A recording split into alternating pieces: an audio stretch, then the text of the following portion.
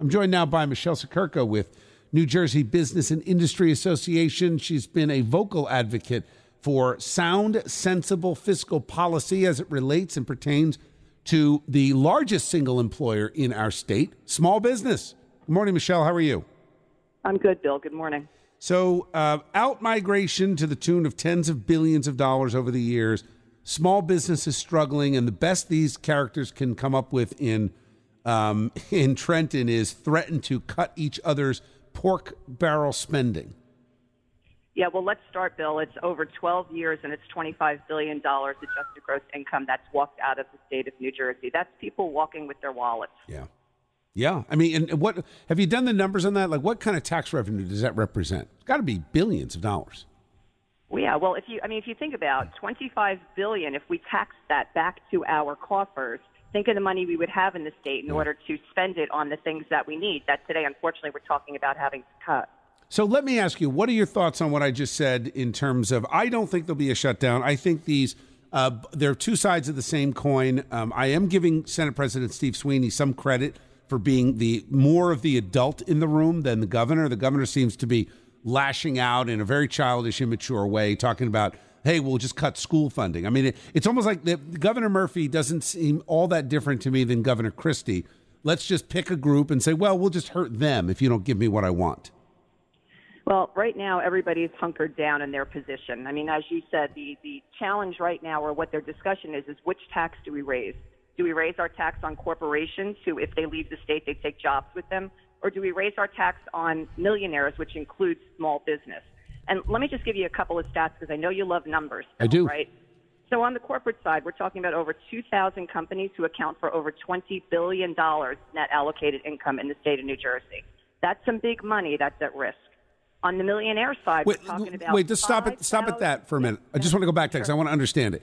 2,000 businesses that would be impacted by the millionaire's tax? Is that what you're talking about? Or the corporate tax that he wants to raise? No, that's the corporate tax. Okay. That's the corporate business tax, okay? Got it. But on millionaire's tax, 5,000 businesses who account for over $1 billion in adjusted gross income to the state of New Jersey.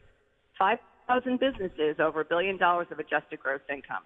Now, I talk to my members every day, and what I hear from my members is I'm being counseled by my financial consultants to consider leaving the state of New Jersey because it's just getting unaffordable to run my business here any longer. You know, Bill, in any factor we look at, New Jersey ranks dead last when it comes to competitiveness. So I'm going to say these numbers again so everybody gets it. 2,000 businesses would be adversely impacted, representing, would you say, how much money? $20 billion? So 2,000 companies, $20 billion under CBT, corporate business tax. 5,000 businesses for over $1 billion on millionaire's tax. Yeah, so basically what you've done is you've put a solid number to the claim that we've been saying now for going on a couple of years, that a millionaire's tax does not just hit that fancy rich person like Phil Murphy. He acts like, oh, well, the millionaire's tax, we can all afford it.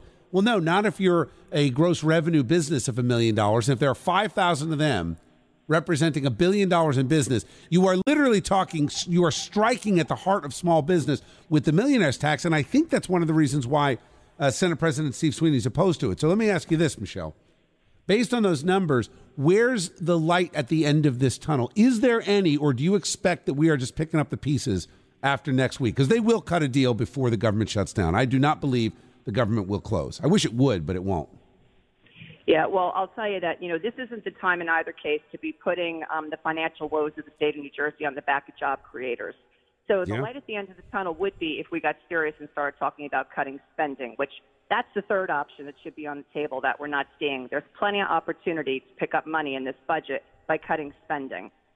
What about selling assets? I've talked about this often. I don't understand why government with the power to tax, the power to literally displace you out of your home if you don't pay what you owe, why they are sitting on tens of billions, if not more, in dollars in assets. I don't understand why these assets can't be sold because the government controls them anyway.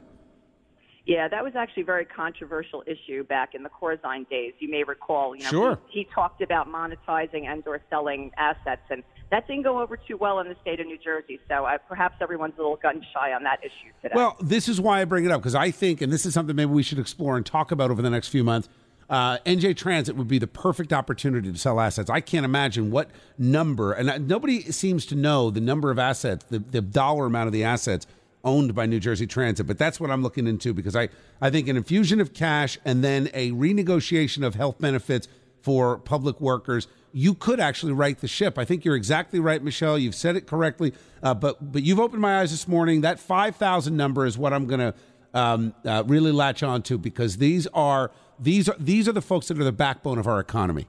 And you are 100% right on that. I got to jump for traffic and weather, Michele. It's always great to talk to you. Let's stay in touch as we get closer to the 30th. Absolutely. Have a great day, Bill. You too. Thank you. That's Michele Siekerka with New Jersey Business and Industry Association. More coming up. 747 traffic and weather next.